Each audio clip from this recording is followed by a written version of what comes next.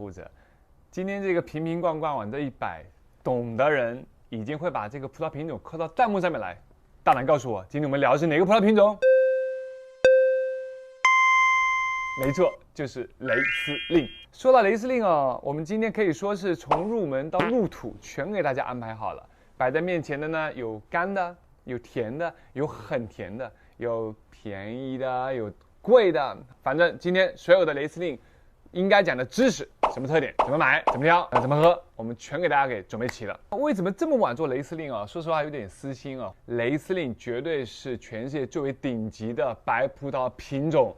做甜酒它是 No.1， 做干型酒现在它已经是冉冉升起，贵得不得了。但在大多人心目当中哦，雷司令都会把它当成一个傻傻的小甜水。但其实我个人觉得，雷司令即便是甜酒，它其实有着非常好的复杂度，非常高的纯净度，非常强的矿物质感，这才是雷司令应该有的风味。确实，对于各位的味蕾有很高的品鉴的要求。对于我呢，去讲它，去挑它，说实话也是挺费脑的。所以有时候人嘛就喜欢偷懒。但今天我觉得不能再拖了，一是夏天来了，第二大家已经呼声高到我们都不好意思了。我们今天必须给大家做一档关于雷司令的前世今生，必须把这个阵仗搞齐了，给大家来喝一圈。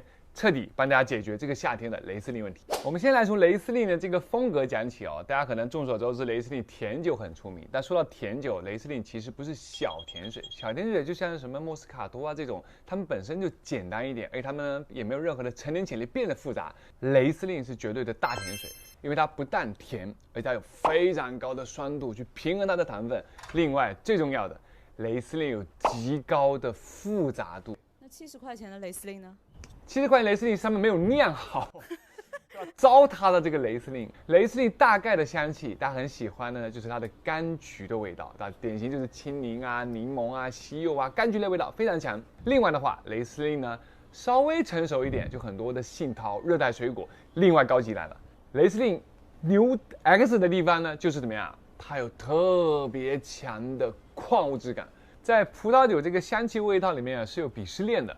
在金字塔顶尖的就是两种味道，矿物质感和花香。雷司令这个葡萄最强的就是矿物质感和花香，当然了，得是做得好的那些，对吧？比如说我面前这一些，好吧？有些你还没喝啦。这些待会小窍门告诉大家，问到点上了。另外一点，雷司令确实哦，在很多产区那个酒标他妈的仅次于勃艮第的难懂。但稍后呢，我们给大家提一点小窍门哦，帮助大家更好的选中雷司令啊，不要踩坑。说到雷司令的经典产区呢，放眼全世界，现在可以说每个国家都很不亮眼，都在做雷司令，因为雷司令太出名了。但最出名的肯定是德国。德国雷司令呢，典型的风格就是有强烈的矿物质感，非常浓郁的青柠，就非常的清冽纯净，非常多的矿物质和白花香，这是德国雷司令的特点。另外，德国雷司令呢，甘甜都很牛。然后另外呢，就是法国的阿尔萨斯产区，阿尔萨斯呢更多于倾向酿造干型雷司令，而且会有很多的油脂感，更为的圆润一点。另外呢，新西兰雷司令酿得非常好，是偏向于德国的风格。另外还有美国五指湖纽约旁边也有很棒的雷司令，包括咱们中国。当然了，那么多经典产区哦，大家可能还是觉得非常的难选。这里呢，给大家3个小窍门。第一个简直是弱智型的窍门，就是看瓶型。正儿八经的雷司令都长这样，瘦高平行，而且呢底是平的，那种什么拇指戳进去雷司令不存在。如果你看到有些雷司令装的比较诡异，但这2个例外啊，这属于起泡型雷司令，很新派的。如果你看那些什么波尔多平行啊，或者歪七扭八奇怪的平行雷司令哦，八成不是特别的正经。但我建议大家就不要买那些奇奇怪怪的，好吧？当然这个是一个比较偏门的，可能我们一说，所有人以后都把平行给改了。另外第二点，雷司令他喜欢的气候是冷的地方，所以如果今天想喝一个非常正儿八经原汁原味雷司令，你就看那个产区够不够冷，就能挑到了。第3个小窍门呢，就是去喝他老家的酒啊。而雷司令老家在哪里？就是德国。而德国酒群星如云，级别复杂，也有个小窍门。大家看今天，眼神好的可以扣弹幕上来了。我今天选的这些德国酒，全部是上面有一只老鹰。这就是德国著名的雄鹰联盟，就是 VDP 联盟，就是那个德国顶级酒庄联盟。认准这只鹰，好吧，8成都不会错的，好吧？然后选你合适的预算就 OK 了。 3个窍门都挺弱智的。我们这种就喜欢给大家选这种弱智不需要动脑子的。当然，最好的窍门就是关注一个叫 Pro 小皮的人。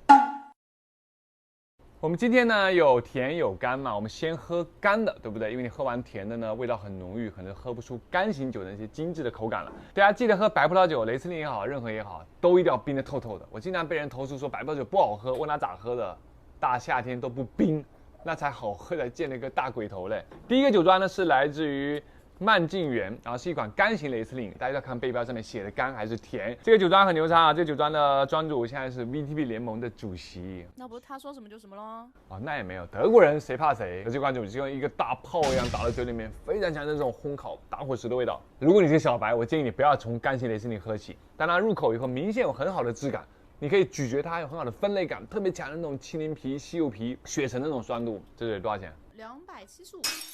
这个不但是雄鹰联盟，而且这款酒上面还有2个重点的德国昂贵的雷司令的信息，一个叫 GG， 一个叫 Grosslage， 对吧？就是来自于德国有所谓的特级葡萄园，跟波根第一样的，用特级葡萄园的葡萄酿成干型酒就叫 GG。哦，谢谢这期节目，谢谢大家。其实说实话，我平时也没有太多的机会喝这么贵的雷司令，这酒明显闻起来就非常的牡丹、黄玫瑰、芙蓉花，花香非常的浓郁。觉得那种石头打成了浆，你知道，喝下去。河里面的小石头，对吧？把你的瓦片收集起来，放到榨汁机里面，但这款就有强烈的这种刮舌头的这种矿物质感啊！你真的是用舌头在舔你的瓦片。但说实话，这种酒，我 pick 它。你 pick 它，哦，大家对这样的酒有什么预期吗？有预期的把这个价格打上来，就多少钱你会买，好不好？然后如果我看这个价钱跟大家预期差不多的，我们就去找供应商谈一谈。凡是皆可谈，有你们作为我的守护者，我们的同事这么不要脸的去谈价钱，我们有什么事干不出来？但它明显的入口有非常多那种蜂蜜啊，对吧？那种芒果干啊、青芒果啊、青菠萝，它其实没有过度甜美，它保持非常好的这种清爽。你 pick 这个多少钱？400多块。400多块钱，要这个价钱，这就牛叉。喝完2款干型的，说实话，很多时候我喝雷司令，我也喜欢喝点甜的。这款酒呢，也有一个小窍门啊，我们好像小窍门好多，就变成一个巨大的窍门，把大家给滚进去的。我们最后可以有个窍门合集啊，就是 Specializer。我建议所有刚入门喝雷司令的朋友呢，都喝 Specializer， 就是 Late Harvest， 就是晚收葡萄熟了先不收，等一等，叫晚收。这是一款甜白，哇，才7.5度。我想有更多茉莉花、绿茶，没有前款酒那么强烈的那种矿物质，那种大黄花的味道。更多的小白花啊，很可爱，有很好的矿物质感，泉水在后面托底，撒上淡淡的新鲜采摘那种绿茶，然后很多的小白花、茉莉枝子，入口很多桃子，非常新鲜桃子杏子，然后尾段很重要，一定要干净。雷司令必须要最后给像清道夫一样，给你刮得干干净净的，而只留下淡淡的柑橘、青柠。那这个酒估计要200多吧？337哦。哇，337可以买5瓶托卡伊呢。如果别人请你喝几万块钱的波根第白，你在这个去喝完你这个，它那个没味儿。司令有很大的一个特点，你喝完雷司令，所有的白葡萄酒都暗淡掉。这个酒庄名字很拗口，叫艾贝尔巴赫修道院酒庄。那这酒庄真的非常老，这酒庄你知道吗？1136年的存在了。而且如果你是一个权力的游戏的那个迷的话呢，权力游戏这个酒庄里面取过景。这个上面也有一个单词可以学习，就是德国的误区。